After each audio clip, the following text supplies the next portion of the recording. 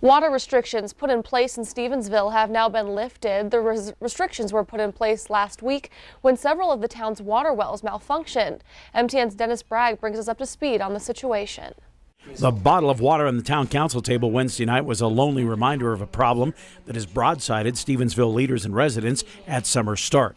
For the past 2 weeks, the city has been struggling with emergency water restrictions after the town's system nearly ran dry. But Mayor Dewey had good news. Effective on Friday, we can lift the restrictions 100%. The mayor told the council a second pump had been repaired Wednesday following the installation of the first replacement pump Monday. And that was a successful install. The water test came back from that today and was good to go, and so that pump is fully online and the reservoir is filling, and in fact is full already.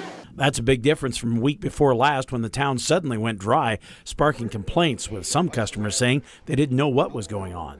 There's a lot of people in this town that are the same way. We need to have a better form of communication. It's something we take very seriously to disrupt our neighbors and asking them to turn their water off.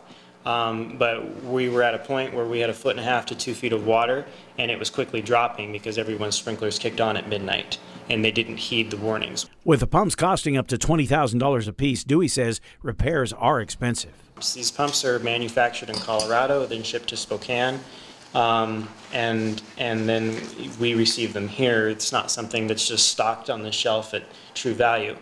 Now that the pumps are fixed and the water is back, the town will turn its attention to a final well pump, which has been problematic for the past few years, and the town didn't have the money to fix it.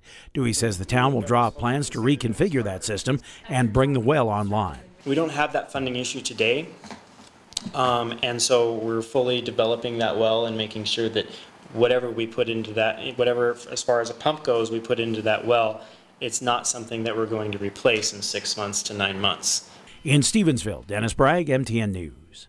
Now, the mayor says the town is also encouraging residents to sign up for its new robocall system for automated alerts.